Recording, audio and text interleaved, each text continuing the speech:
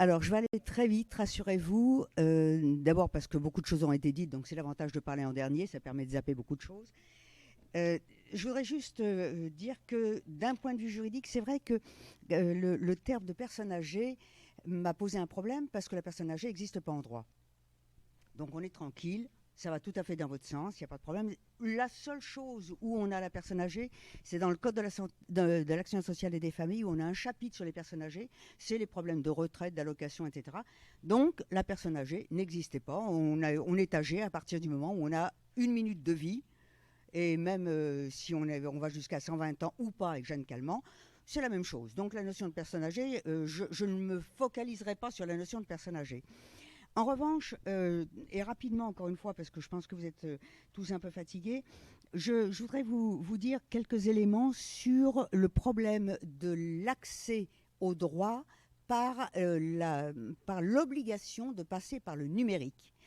Pour vous dire ceci, il y a deux textes. Alors je vous donne juste le titre, hein, mais je pense que le titre, vous allez réagir. Alors je parle sous le contrôle des juristes. Quand on voit dans un texte, dans un mot, dans une loi, le mot simplification, on a déjà tout qui se hérisse. Hein, c'est oula, oula, oula, pire que ça. Danger. Donc on a une loi du 17 juillet 2013 qui publie un programme de simplification de l'action publique. Jusque-là, ça va, vous allez voir la suite, visant à mettre en œuvre le choc de simplification par des mesures immédiates et des chantiers à long terme. Donc déjà, on est... Et tout ceci, ce rapport qui comporte 170 mesures, a pour but de simplifier les rapports de chacun d'entre nous avec l'administration. Bien. Nous avons un deuxième texte en 2017, le 13 octobre 2017, et là, ça va beaucoup plus loin. C'est un programme d'action publique 2022 qui, pour améliorer la qualité du service rendu aux usagers, prévoit que en 2022, 100% des administrations devront être dématérialisées. 100%. 2022, c'est pas vieux, hein. Donc, à partir de là, effectivement, vont se poser un certain nombre de problèmes. La logique, on la voit bien, la logique, c'est de dire on n'a plus de problème de contraintes. C'est-à-dire, il n'y a pas les jours fériés, on peut accéder à ces sites n'importe quand, dans la nuit, j'ai une insomnie, je vais y aller, le dimanche, ce que vous voulez, pas de problème. Ça, c'est la finalité annoncée. La difficulté, effectivement, c'est que à partir du moment où il y a 100% des contacts avec l'administration qui doivent se passer par Internet, ça pose un certain nombre de problèmes. Je vous prendrai juste un exemple qu'on a tous en tête, le problème des cartes grises. On sait que ça a été quand même très légèrement compliqué, mais vous voulez avoir un passeport, vous voulez avoir les relations avec la banque, enfin tout ce que vous voulez. C'est très très très compliqué. Donc la finalité, elle est claire. Les textes nous disent en 2022, tout est dématérialisé. Comment fait-on? Quel que soit l'âge, hein, quel que soit l'âge. Je ne suis pas avec les personnes âgées, je laisse tomber, si vous me permettez, la notion de personne âgée. Donc, à partir de là, se pose juridiquement un certain nombre de problèmes. Le premier problème, qui est un problème d'égalité, au sens juridique du terme. Pourquoi? Je vais juste vous citer deux textes. Hein. On a en droit l'administration dans l'histoire, et on en parle toujours, est tenue par ce qu'on appelle les lois de Roland. Les lois de Roland, qu'est-ce que c'est? C'est un éminent juriste qui, en 1938, a dit que toute administration devait répondre à trois critères, qu'on a toujours aujourd'hui. Vous allez voir, je vous donne les trois critères. Premier critère, c'est que l'administration doit travailler en continu. Ah bah avec l'informatisation, avec le numérique, tout va bien, puisque c'est 24 heures sur 24, 7 jours sur 7. Donc, tout va bien. Deuxième critère, l'adaptabilité. Pas de problème avec l'informatisation, ça va. Sauf que troisième critère, c'est l'égalité. Tous les citoyens, quels qu'ils soient, doivent pouvoir avoir un accès égal aux administrations. Bien. Je vous donne un simple exemple. En janvier 2019, vous savez, le défenseur des droits publie régulièrement des rapports. Il a publié un rapport sur le problème justement de l'informatisation et de l'accès aux droits par l'informatisation. Or, parmi toutes les choses, et pour travailler avec des équipes Maya, donc les équipes qui travaillent avec les personnes en situation d'Alzheimer, on le sait, lorsqu'une personne, quel que soit son âge, hein, donc encore une fois, je laisse tomber la notion d'âge, a besoin d'une protection juridique, par exemple une tutelle. Le tuteur va remplacer la personne pour toute une série d'actes qu'on faisait autrefois sous forme papier. Donc sous forme papier, il y avait, c'était prévu pour les tuteurs, et si ce n'était pas prévu, on rayait et puis on mettait le tuteur. dans ce rapport, il est bien dit que, sauf très rares exceptions, les mêmes documents, quand ils sont faits sous forme informatique, le tuteur ne peut pas modifier. Et comme il n'y a pas de cas spécial pour le tuteur, pour l'instant, c'est quelque chose, non seulement le problème de l'accès, le tuteur il sait faire, sauf qu'il ne peut pas remplir parce qu'il n'est pas le tuteur. Donc soit il fait un faux, soit il est dans une situation un petit peu difficile. Oui, non, mais ça paraît idiot, mais c'est quand même relativement compliqué. Oui, c'est idiot, hein, on est d'accord. La deuxième chose pour l'égalité, c'est juste, alors là c'est pour le plaisir, vous savez que en France, tout le texte suprême, c'est la Constitution. Or, dans la Constitution, notre préambule de la Constitution, c'est la Déclaration des droits de l'homme.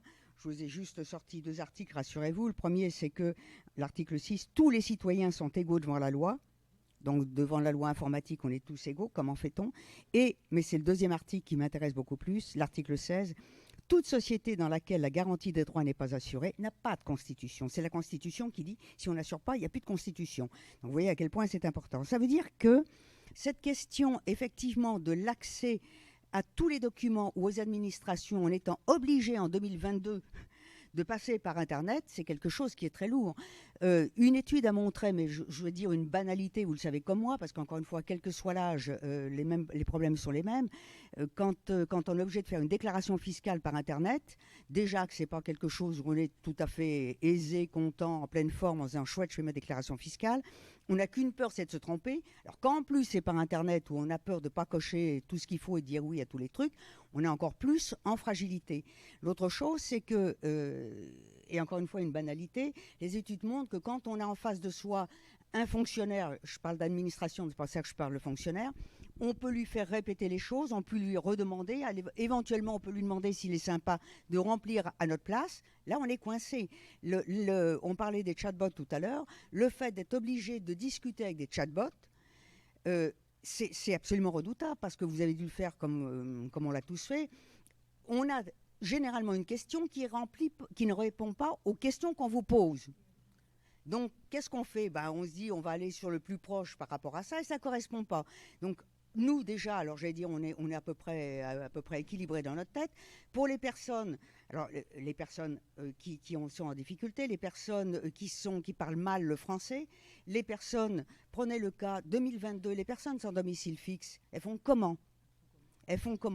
Les personnes qui sont en fragilité, quelle que soit. Donc, cette question d'égalité, c'est quelque chose qui, fondamentalement, d'un point de vue humain et juridique, pose un énorme problème. C'est pas propre à la France, puisqu'en 2016, il y a eu une directive européenne, je me permets juste de vous citer le titre, 2016, qui impose qu'au plus tard en 2020, on est en 2019, au plus tard en 2020, tous les États devraient veiller à ce que les organismes du secteur public prennent des mesures nécessaires pour améliorer l'accessibilité de leurs sites en les rendant, 4 termes, perceptibles, jusque-là on comprend, utilisables, je trouve que c'est merveilleux. On nous demande que les sites soient utilisables. En 2020, il faut une directive européenne. Je vous laisse, voilà, perceptible, utilisable, compréhensible et robuste. On a eu en septembre 2018 en France un plan national pour le numérique inclusif parce que, d'après ce plan, il y a 13 millions de Français qui sont considérés comme en état d'électronisme. Électronisme.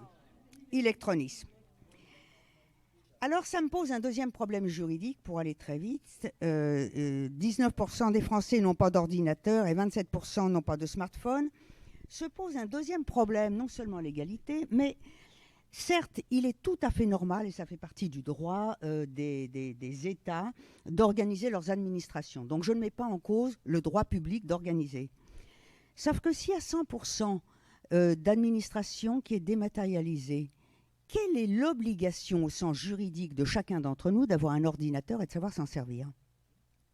Il y a un déséquilibre. D'un côté, certes, l'État a le droit de le faire, mais nous, on n'est pas dans l'obligation. Donc, comment fait-on ? Il y a un déséquilibre juridique total. Bien. Se rendant compte de cela, bien entendu, il y a eu des enquêtes, alors je ne voulais pas, je les mettrai pour aller vite. 12% des personnes qui font des démarches avec l'administration avouent, 12%, mais il doit y en avoir beaucoup plus que ça, qu'elles abandonnent le fait de pouvoir demander leurs droits ou qu'elles abandonnent leurs droits parce qu'elles n'y arrivent pas. Donc ça veut dire que pour essayer, pour tenter, mais Dieu sait que ça marche mal, pardonnez-moi, c'est pas enregistré, il est... Non, je plaisante, rassurez-vous. Non, c'est enregistré, ne vous inquiétez pas. Je le mettrai même par écrit, donc il n'y a pas de problème. J'assume.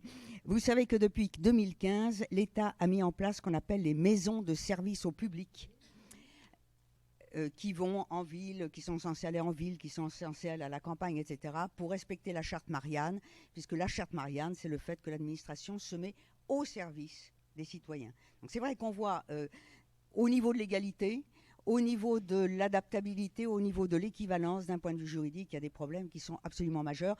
Ça ne veut pas dire qu'il ne faut pas se dématérialiser, mais on a quand même une rapidité, une temporalité qui ne va pas. Pour aller très vite et pour terminer, je voulais vous parler de tout ce qui est au contraire l'avantage par rapport à l'accès aux droits de la santé, accès aux droits familiaux, etc. Je le mettrai parce que je pense que on a besoin d'aller un petit peu vite. Simplement, l'un des points qui est intéressant, entre guillemets, c'est le fait de pouvoir avoir accès aux informations médicales avec le dossier médical partagé. Juste, vous savez qu'on attend 40 millions de dossiers médicaux partagés, que nous n'en sommes qu'à 3,5 millions, parce que d'un point de vue juridique, les textes sur le dossier médical sont quand même un tout petit peu difficiles, complexes et curieux, même parfois. Donc, cette partie-là, effectivement, est intéressante. Juste pour terminer, en conclusion, 2 choses. La première, c'est que cette notion d'adaptabilité et de numérique, c'est quelque chose qui, en fait, est vrai en temporalité et fausse sur le temps. Pourquoi ? Parce que l'adaptabilité, elle est en permanence. On nous dit qu'en 2060, 1/3 des personnes n'auront plus de 60 ans. C'est-à-dire que nos grands ados actuels qui vivent avec l'informatique, ils seront dans les personnes âgées, entre guillemets, plus de 60 ans, en 2060. Donc on se dit, il n'y a pas de problème. Non, il y aura le même problème. Pourquoi ? Parce que dans 40 ans, l'informatique, qu'est-ce que ça sera ? Ce sera plus du tout ce que c'est aujourd'hui et qu'on ne sait pas du tout ce que ça sera. Et puis, je voudrais terminer là-dessus, au point de vue juridique, et je travaille beaucoup sur ces questions, on a parlé des robots. D'un point de vue strictement juridique, se pose une question que je trouve éminemment intéressante, et je travaille beaucoup là-dessus, c'est le statut juridique des robots. Je ne parle même pas de la responsabilité. Vous savez qu'en France et en Europe, on est en train de travailler sur le fait de donner une personnalité juridique aux robots. Personnalité juridique aux robots. C'est-à-dire qu'on est sur ce qu'on appelle dans d'autres domaines le biomimétisme. On est en train de faire des robots, des androïdes, alors les androïdes, bien sûr, pour les robots qui ont pas d'en faire des êtres, je dis, qui auront une personnalité. Je vous rappelle quand même qu'un Japonais s'est marié avec un robot, qu'un pays du Moyen-Orient a donné la personnalité juridique à un robot. Donc on voit que cette notion de numérique ne s'arrête pas simplement aux problèmes qu'on peut avoir avec Internet et avec l'administration. Ça soulève une question qui est fondamentalement intéressante, qui est celle de notre rapport, nous les êtres humains, avec les êtres non humains que sont les robots. Je vous remercie, j'ai essayé d'aller très vite.